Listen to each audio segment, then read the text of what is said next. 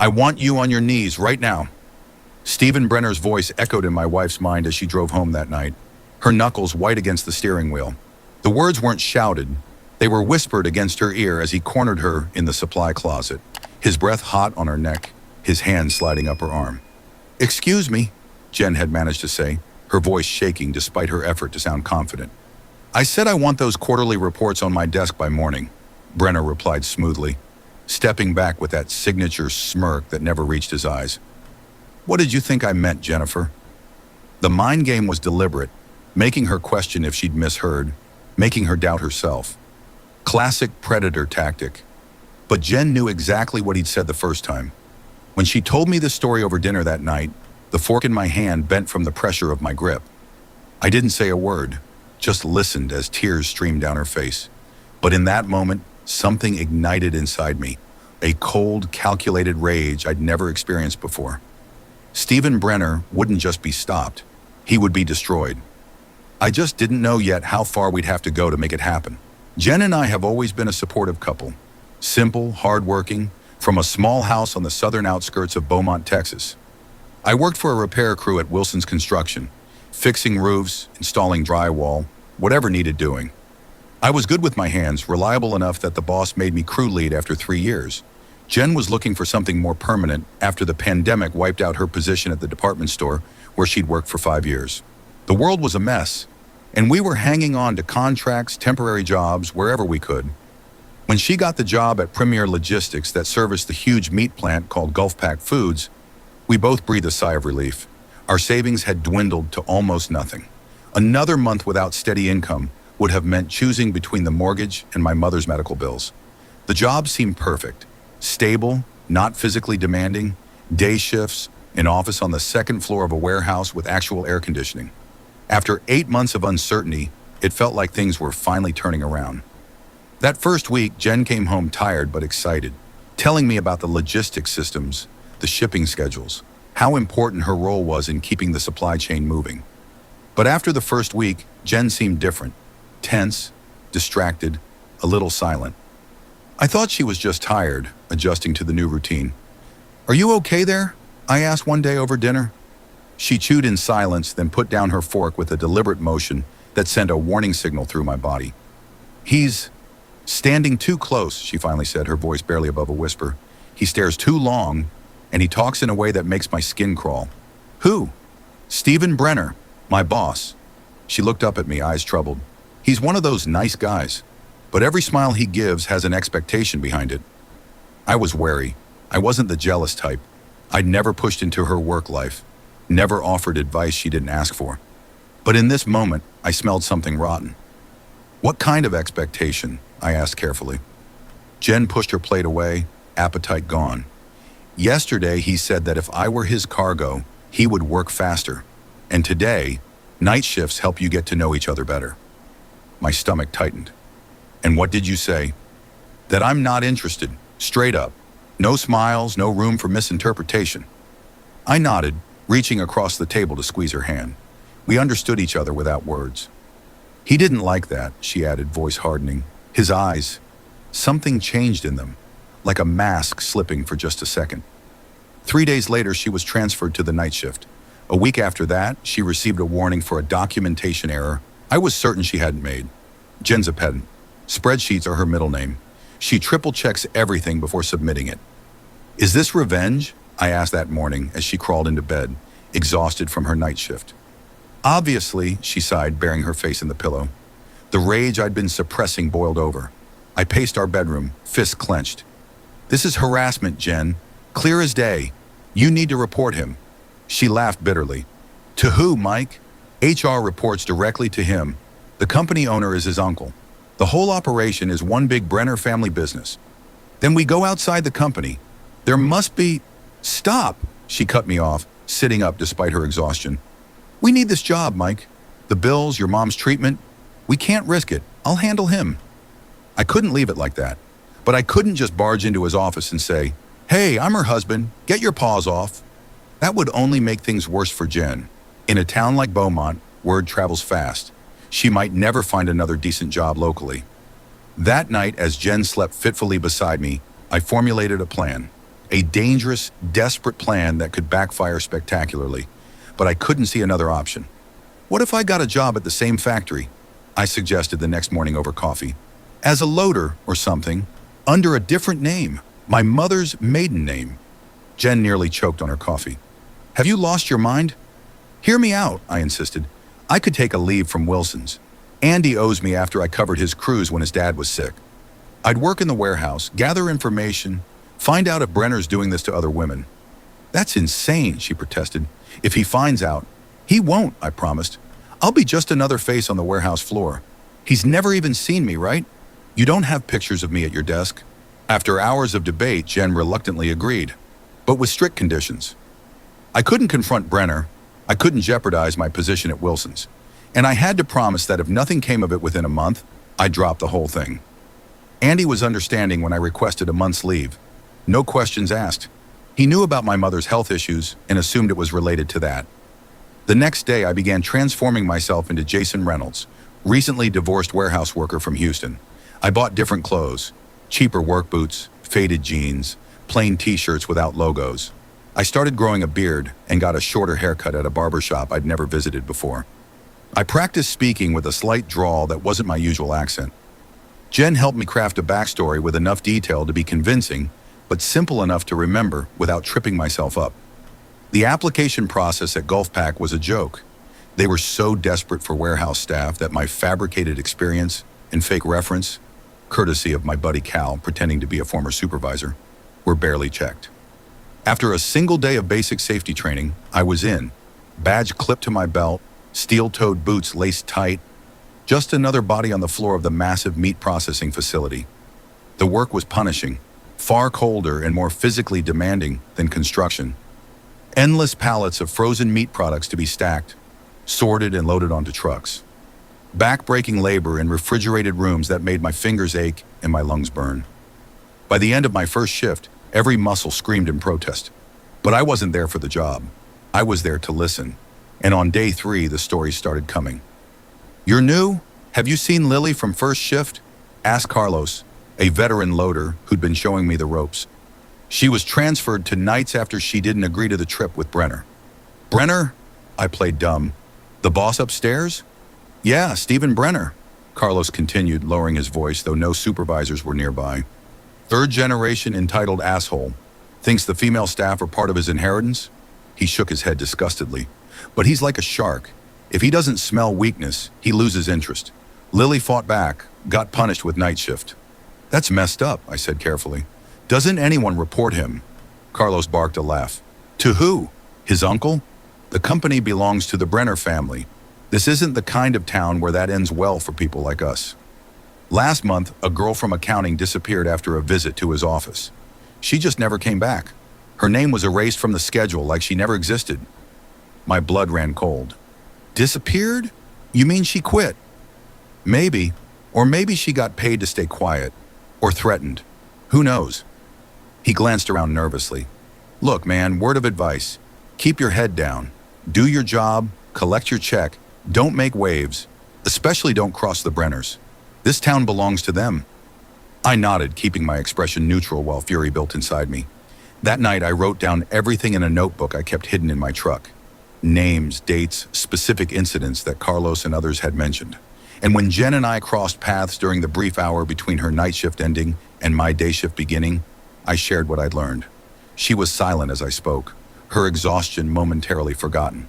But I saw a change in her eyes, a spark igniting. She was no longer just a victim of Brenner's harassment. She was gaining perspective on a much larger pattern of abuse. "I'm not the only one," she whispered, a strange mix of relief and horror in her voice. "Not by a long shot," I confirmed. "And from what I'm hearing, he's been at this for years." Her jaw set with determination. "I want names. Women who've experienced this firsthand. People who might be willing to talk." "I'm working on it," I promised. "Just be careful, okay? This guy sounds dangerous." Over the next few weeks, I became the warehouse's best listener. I'd casually bring up Brenner's name during breaks, then pay close attention to the reactions. Some men would clam up immediately, either loyal to management or simply afraid. But others, especially those with female relatives or friends who'd worked at Gulfpack, were eager to share stories once they trusted me. I worked extra shifts whenever possible, volunteering for assignments that would put me in contact with different departments. I memorized names, noted patterns, identified potential allies. When I could, I'd engineer accidental meetings with women who'd been mentioned in stories, bumping into them in the break room, asking for help finding supplies, any excuse to establish a connection. Some saw through me immediately. "What's your game, Reynolds?" demanded Marissa from accounting, cornering me in the parking lot after I'd made yet another excuse to visit her department. "3 times in 1 week you've been up to my floor. You're not hitting on me because you barely make eye contact. So what's your angle?" I took a risk. "I've heard things about Stephen Brenner, about how he treats women here, how he punishes those who don't play along." Her face went pale. "Who sent you? If he's trying to intimidate me—" "No one sent me," I insisted. "The opposite. I'm trying to build a case against him." She laughed bitterly. "Good luck with that. I filed a formal complaint last year. Want to know what happened?" She pulled a letter from her purse. "They said I was making false accusations and put me on probation. Meanwhile, he got promoted." I lowered my voice. "What if it wasn't just you? What if multiple women came forward together, with documentation, evidence, witnesses?" A flicker of hope crossed her face. "You serious about this?" "Deadly serious." After a long pause, she nodded.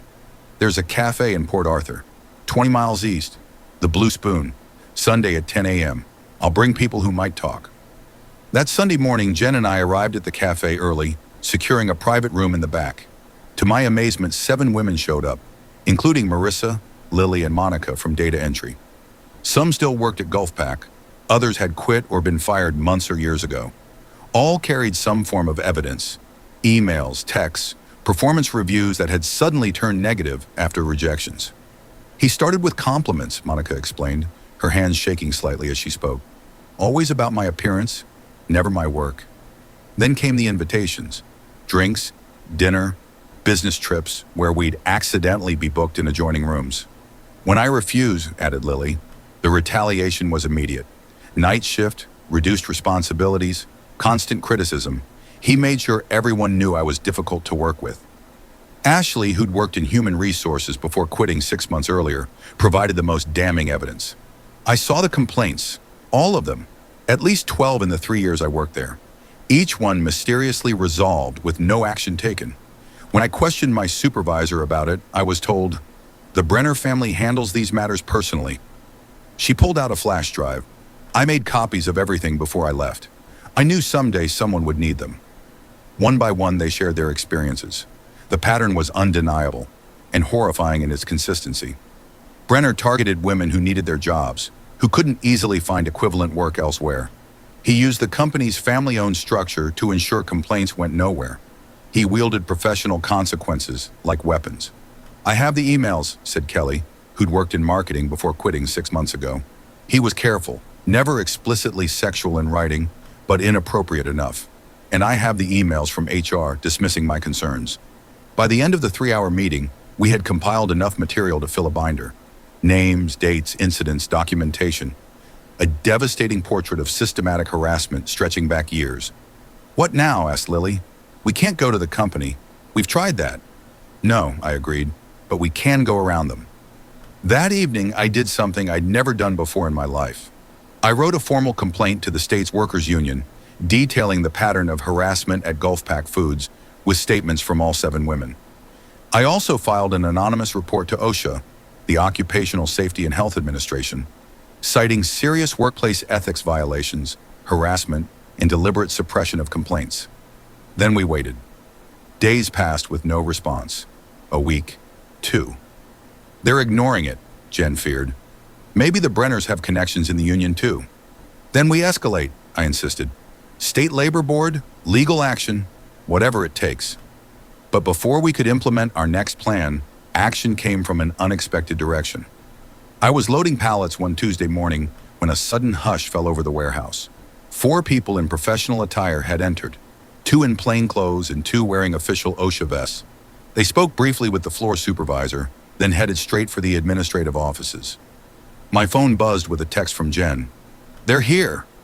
For a moment, I feared I'd be identified as the whistleblower, but the inspectors passed by without a glance in my direction. 20 minutes later, another text from Jen. "Brenner is in a stupor. One of them is reading my complaint alone. I smiled for the first time in weeks. When I went out for my break, I spotted one of the OSHA inspectors standing by the loading dock, talking intensely on the phone while taking notes. Workers whispered nervously to each other, and management looked positively ashen. Then Brenner appeared, striding across the warehouse floor like an angry bull. His usual smooth confidence was replaced by barely contained rage. He moved through the space deliberately, looking everyone up and down with contempt, the gold Rolex on his wrist catching the light. His face was no longer smiling. His gaze was sharp, his lips pressed into a thin line. He stopped near my station, fixing me with a penetrating stare. "Jason? Reynolds, is it?" he growled, looking as if he were trying to see through my disguise. "New to the third crew?" I nodded calmly, though my heart hammered in my chest. Had he discovered my true identity? "Be careful," he continued, voice low enough that only I could hear. "Not everyone here knows when to keep their mouths shut. Those who talk find themselves without jobs, or worse." The threat hung in the air between us as he walked away, his expensive shoes clicking against the concrete floor. That same afternoon, something unprecedented happened. An independent auditor from an HR consulting firm arrived at the warehouse. The company went into full damage control mode. Brenner disappeared for several days. New behavior policies were hastily distributed. Internal conversations were conducted with employees. And then, most surprisingly, a general meeting of the entire warehouse staff was called. Henry Brenner, Stephen's uncle and the company's owner, stood before the assembled workers, his usual confidence notably absent. "We are conducting an internal investigation," he announced, repeatedly wiping sweat from his forehead, despite the air conditioning. "If anyone has information about abuse of office or unacceptable actions, we have established a confidential hotline. Reports will be accepted anonymously." Whispers rippled through the crowd. This was unprecedented. A Brenner essentially admitting that something might be wrong with how the company was run. After the meeting, I made my decision. It was time to stop hiding. The next morning, I didn't go to work as Jason Reynolds, warehouse loader.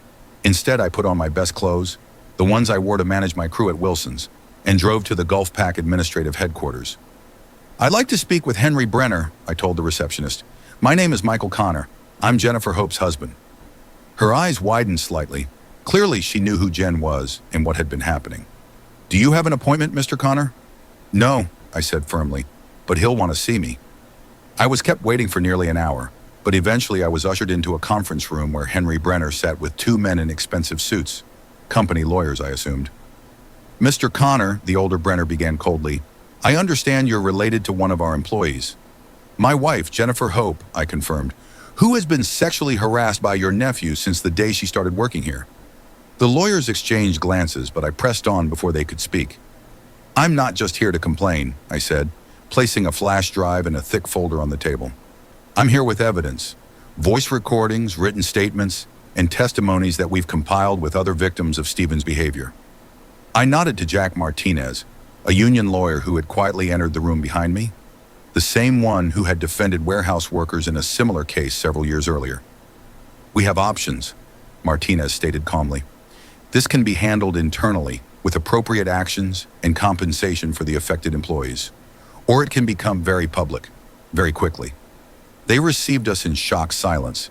As Martinez outlined the legal exposure Gulf Pack was facing, I watched Henry Brenner's expression shift from dismissive to concerned to genuinely alarmed.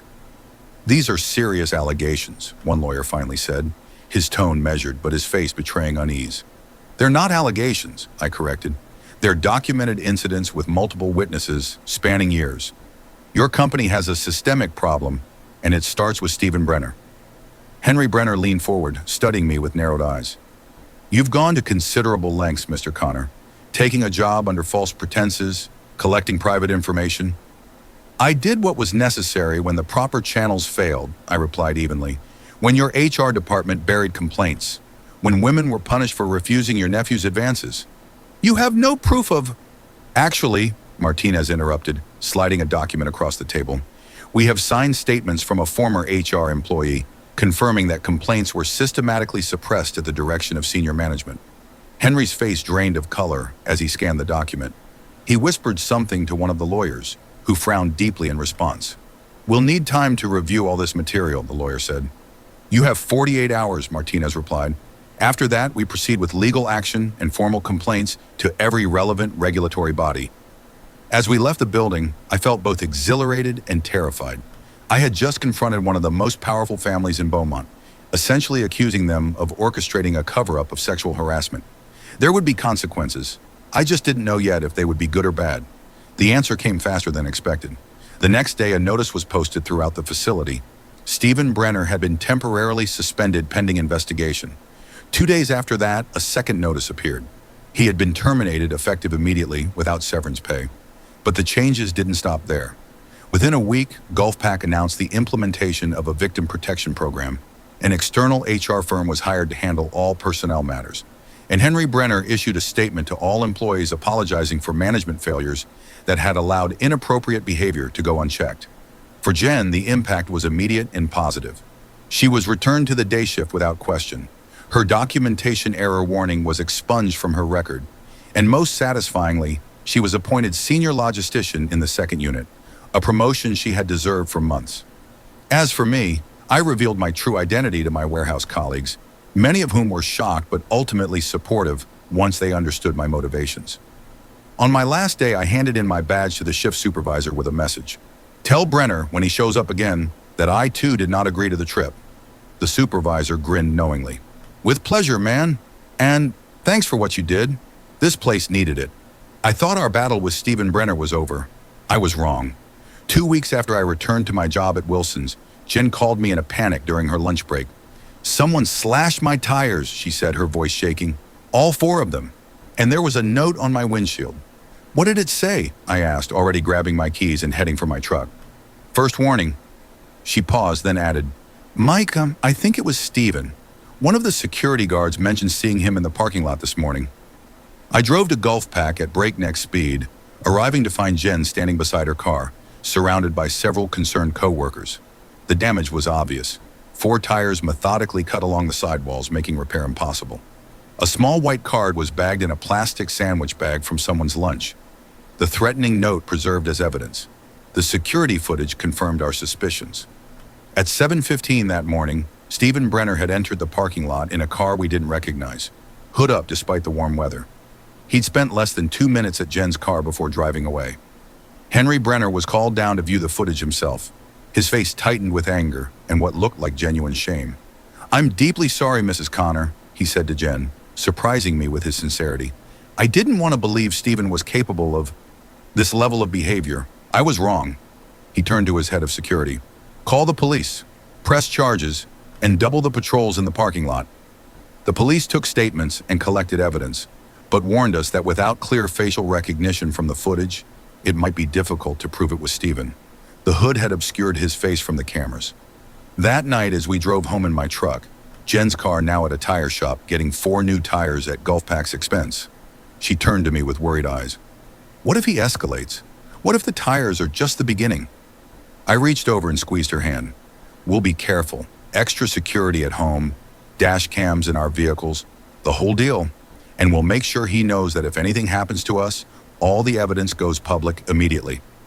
For the next few days, we lived in a state of heightened awareness.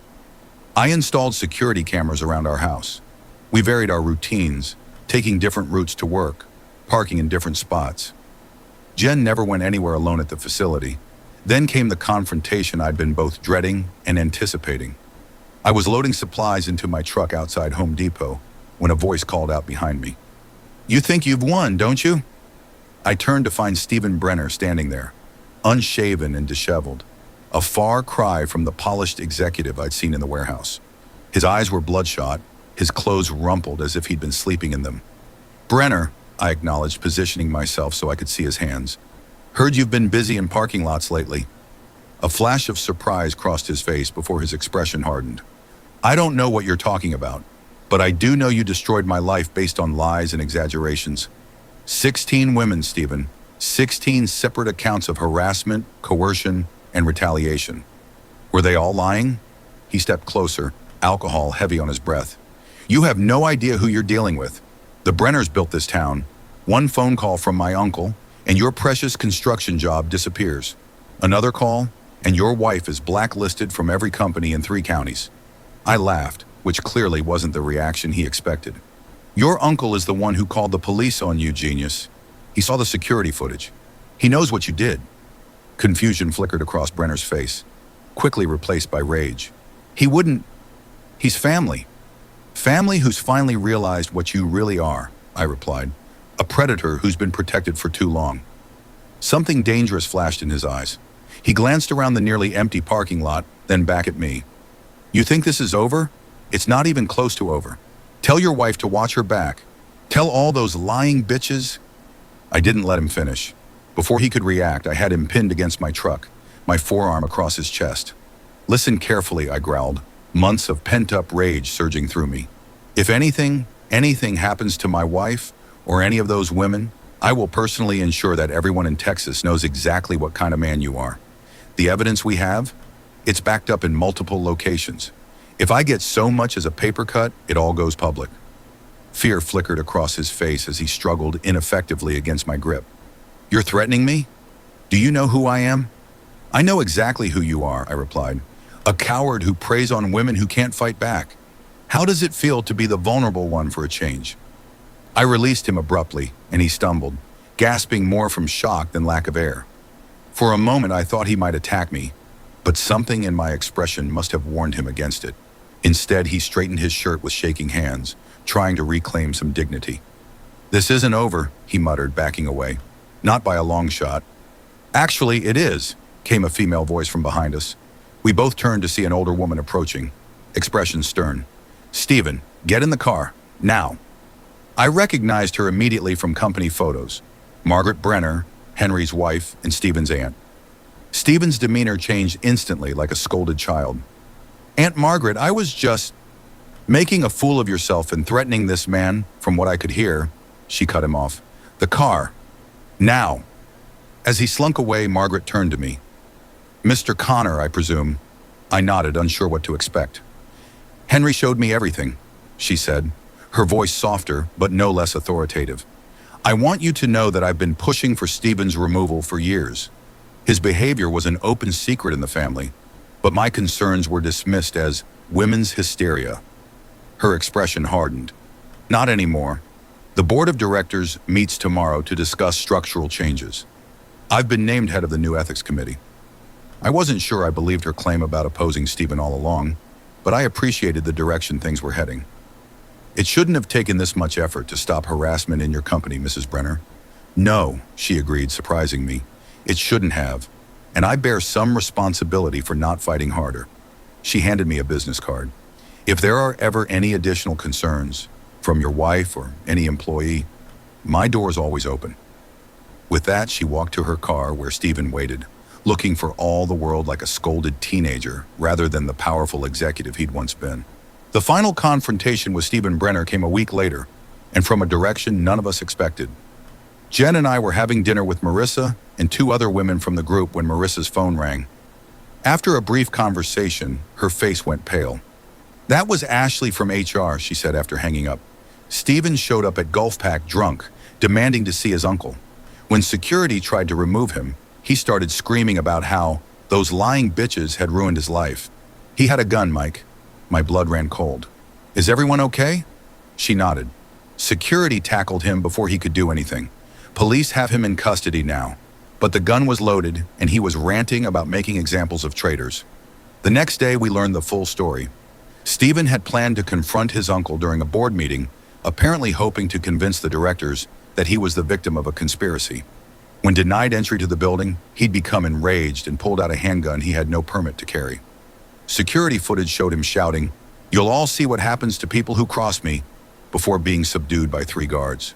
In his car, police found a list of names, including Jen's, Marissa's, and mine, along with our home addresses and work schedules. He was charged with trespassing, making terroristic threats, unlawful possession of a firearm, and attempted assault. Given his family connections, we worried he might get a slap on the wrist, but we underestimated how thoroughly he had alienated even his own relatives. Henry and Margaret Brenner refused to post his bail or pay for his legal defense. In a move that shocked everyone, they provided prosecutors with documentation of previous violent incidents that had been covered up, including a bar fight 3 years earlier, where Stephen had hospitalized another patron who had accidentally spilled a drink on his designer suit. At the arraignment, the judge, clearly unimpressed by the Brenner name, denied bail, citing the defendant's demonstrated pattern of escalating behavior and specific threats against identified individuals. Stephen would spend 6 months in county jail before accepting a plea deal. 18 months probation, mandatory anger management and alcohol treatment, and a restraining order preventing him from coming within 500 feet of Gulfpack Foods or any of the women who had testified against him. Most satisfyingly, his guilty plea became a matter of public record, documented proof of his behavior that would follow him for the rest of his life. 1 year later, Gulfpack Foods is a different company. Under Margaret Brenner's influence, the board implemented comprehensive anti-harassment policies with real enforcement mechanisms. The external HR firm still handles all complaints independently, and most surprisingly, Henry Brenner established a professional development program specifically for female employees, with Jen serving on its advisory committee. As for Stephen Brenner, he left Beaumont entirely after his probation terms allowed him to relocate. Last we heard, he was working at a struggling distribution center in Arkansas. No corner office, no family connections to protect him, his reputation in tatters. Jen still works at Gulfpack, now as the department head for logistics after her predecessor retired. I'm back at Wilson's, having been promoted to general manager, when Andy decided to open a second location. We're expecting our first child in August, a daughter we've decided to name Lily, after the woman whose courage in speaking out first inspired others to do the same. Last month, I ran into Ashley, the former HR employee, whose evidence had been so crucial to our case. She's back at Gulfpack now, helping implement the new policies she once fought for in vain. I almost didn't come to that cafe meeting, she admitted. I was so sure nothing would change, that the system was too strong, too entrenched. What made you decide to come? I asked. She smiled. Something my grandmother used to say, one voice can be ignored, many voices become a chorus, and a chorus can bring down walls. That chorus has continued to grow. Since the changes at Gulfpack, 2 other major employers in Beaumont have overhauled their harassment policies. A support group for workplace harassment victims now meets monthly, providing both emotional support and practical advice to those still fighting their battles. I'm not a hero. I'm just a man who couldn't stand by and watch his wife be humiliated. A man who recognized that sometimes justice requires taking risks and standing up against power. And now, when Brenner's name is mentioned in Beaumont, it's not as their golden boy with the Rolex, but as a cautionary tale of what happens when wealth and privilege are used as weapons. My wife and I proved that in this town, no one, not even a Brenner, has the right to violate another person's dignity and remain unpunished. Last night, as Jen and I sat on our porch watching the sunset, her hand resting on her growing belly, she squeezed my fingers and said something that perfectly captured our journey. You know what's funny? Brenner always talked about how powerful he was, how connected, how untouchable. But in the end, it took just a repair guy and a logistics clerk to bring him down. I smiled and raised my iced tea and a toast. To the repair guy and the logistics clerk, and to all the women who stood up with us, she added, her free hand protectively cradling our future daughter. To justice, I agreed, however long it takes. Several months passed. Jen works calmly. There was even a smile that I had not seen since spring. We are together again in the evenings, without stress, without alarm calls. I am not a hero. I am just a man who could not silently watch his wife being humiliated. The moral of the story is that silence and isolation are a predator's greatest tools, but collective action and documented truth are the ultimate equalizers. It teaches that professional status and family wealth do not grant anyone the right to violate another person's dignity, and that standing up for justice often requires courage, strategic planning, and the support of others.